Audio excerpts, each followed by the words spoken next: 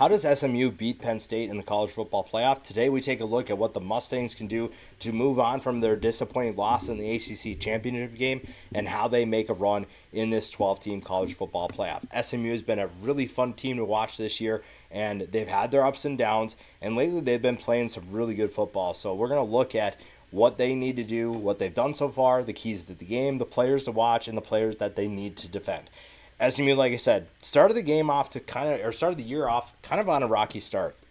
You saw the Nevada game where, Preston Stone led a comeback, and it was kind of rocky early on. The BYU game essentially was the emergence of Kevin Jennings. The quarterback change was obviously much needed, and it has been the biggest difference for this team. The TCU game obviously was an incredible performance by the offense, and from there, this offense kind of woke up. You saw exactly what Kevin Jennings brings to the table, and you've seen a completely different offense with him running the show. And even against Clemson, you kind of saw the resiliency of this team. It was a team that was down 24-7 at half. Turnovers, just mental mistakes were obviously hurting them quite a bit. They found a way to come back. They tied it up with little time left in regulation, and then Clemson's kicker just made a really good kick. I don't think you have anything to hang your hat on if you're SMU, and that also tells you that I think you can compete with some of these teams in the college football playoff. Playing against a team like Penn State isn't going to be easy, but this is a team that is, I wouldn't say that Penn State is easily beatable, but if you're SMU, this is definitely a team that you can beat. I think that you have the confidence that you can compete with some of the best teams in college football, and your offense has shown that. And we'll talk about certain things they can do that will make this very interesting. The first thing you have to do, though, is take care of the football. That is going to be a big thing. Kevin Jennings, we've been talking about this coming into the ACC Championship Game. There was a belief that you could get, I believe it was Nick Saban said it on College Game Day, you can get the football out of his hands because he doesn't always have two hands on the ball. He doesn't always have the best ball security in the pocket. I think that we saw that right away on the first drive against Clemson. We saw that. We saw this team struggle to move the ball down the field, and taking care of the football is going to be the biggest thing. If you create or force turnovers, you're going to get the ball back. But if you're Penn State, getting the ball away from SMU could be a focal point that you really hone in on, because at times SMU has shown that it's struggled with that. So taking care of the football is the biggest thing, especially with the offense you have, the amount of playmakers you have. You simply can't afford to not give them the football. Giving the football to the other team is taking away opportunities for your guys to make plays, and there's too many good players to have that happen. The defense also has to stay disciplined, and kind of going along with that, you also have to be disruptive. Andy Koltnicki's offense is going to put you in a lot of stressful situations. They're going to have certain players line up in different positions. Tyler Warren is the biggest one. But they also do a lot of off-balance formations, motions, shifts. You have to be disciplined. And this is an SMU defense that at times has struggled with certain things like that.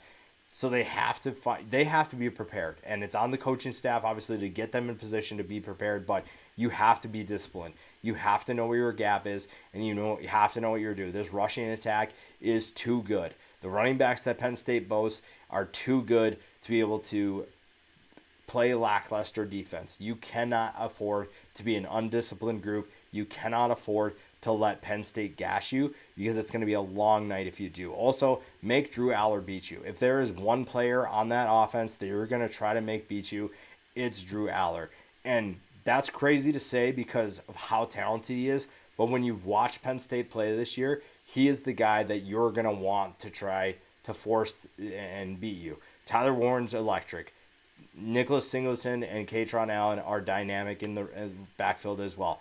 Drew Aller obviously has shown that he is a capable passer, but if there's one guy that you are going to make beat you, it's probably him. I think that this defense can potentially make some different looks for Aller that he hasn't seen yet. That's going to be interesting to see. How do they confuse him? How do they put him in uncomfortable positions?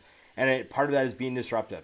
If you look at what Penn State has done this year, there are times where you've been able to get after this team. And there's been times where you've been able to get after Drew Aller and make him uncomfortable. If SMU is able to do that, you feel pretty good about your chances in this game. Now, the players to watch for SMU, they're very obvious. They've been the go-to guys all year. Kevin Jennings is obviously the first person that we start with because of his ability to make plays. 3,050 yards through the air, 22 touchdowns, and didn't even start the full year. 379 yards on the ground, 5 touchdowns there as well. So he is someone that is dynamic. His legs are just as much of a factor as his arm, though we've seen his arm kind of take over a little bit more as of late, which is what SMU needed. So don't forget about his legs because he is a dynamic runner. He is someone that is going to be a big-time factor for this team if they're going to make a run. Rashard Smith has been one of the more interesting additions for SMU. The former wide receiver turned running back has thrived in his new role. He's been really exciting. Over 1,200 yards this year on the ground, 14 touchdowns. You also still have that pass-catching element that I think people have kind of forgotten about because of his success as a running back, which is good. That's something that maybe SMU can put in some new wrinkles. You can line him out wide, and you know that he can run routes because he played wide receiver. You know that he's capable of doing all these things. That makes life very easy for Rhett Lashlee and this offense. Roderick Daniels has stepped up in a big way. RJ Maryland going down earlier this year was heartbreaking if you're SMU's offense. However, you've had a number of players step up. Roderick Daniels is one. Jordan Hudson is another one. You've seen guys step up in his absence, and that's really fun to watch. I don't think SMU relies on really anybody too much in the passing attack. Jennings and Smith are probably the two guys they rely on, but in the passing attack, no wide receiver is more valuable than the other, which makes things very difficult to prepare for if you're facing SMU. You know that you have to prepare for everybody, and that's very difficult to do because you have so much to worry about. That's one thing that's really exciting if you're SMU, and that's one thing that you could use to your advantage. The defense is going to have their hands full. We talked about staying disciplined.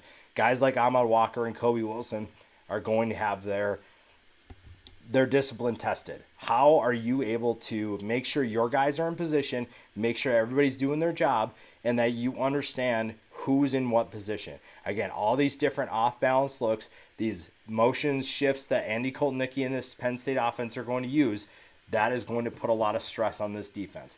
Jonathan McGill can also play a role. He's a veteran who has been really good for this team, a leader for this defense. He is someone who they'll look to in terms of getting guys in position as well. Now, when you go to the Penn State side of things, the players to watch, it's very obvious who you have to pay attention to. We already talked about them in terms of the offense. We'll go over the defensive players here, obviously, as well. Nicholas Singleton and Katron Allen. There aren't many better backfield duos in the country than these two. They're really fun. Nicholas Singleton is finally getting healthy. We saw what a healthy, almost fully healthy Nick Singleton looks like against Oregon in the Big Ten Championship. 838 yards, averaging 6.4 yards per carry, 7 touchdowns. Katron Allen, 822 yards and 6 touchdowns. We talked about Aller, forcing him to beat you. Almost 70% completion rate, 2,800 yards, 21 touchdowns. He has the tools to be really exciting. But can you slow him down? Can you make him beat you? Tyler Warren is obviously that dynamic threat. The defense, though, we talked about the offense quite a bit. The defense is really a problem for SMU. And that how they navigate getting that front seven in check, guys like Abdul Carter are a major problem. He's been a problem all year. I mean, you look at his stats, 20 tackles for loss. Tells you everything you need to know about the position change, how that was the right move, and what he's been able to do. Jalen Reed on the back end, what you're able to do, maybe to confuse him or putting him in tight or tough positions. It's a veteran player, so I don't know if that's going to happen, but it'll be interesting to see. Now, if you're SMU, you are the underdog. That is not a surprise. It's not something that's unexpected. You have to find ways to, I wouldn't say steal the game, but you have to find ways to keep yourself in the game and make sure that you are still competitive. The moment can't be too big for you. The discipline has to be there. Offensively, you have to take care of the ball. Defensively, you have to be ready for anything. That's where they really have to hone it. They've done this. It's not like this is a big concern all of a sudden. This is an SMU team that can play at a high level. We've seen them do it before. We know they can do it here. Doing it in the playoff, doing it consistently is going to get you in a good position. Penn State is not a team that you should be terrified of, that you should respect them for sure, but it's definitely a team that you're capable of beating if you're SMU. If SMU plays as well as they're capable of and they can keep Penn State offense in check, they feel like they're in a pretty good position to win this game.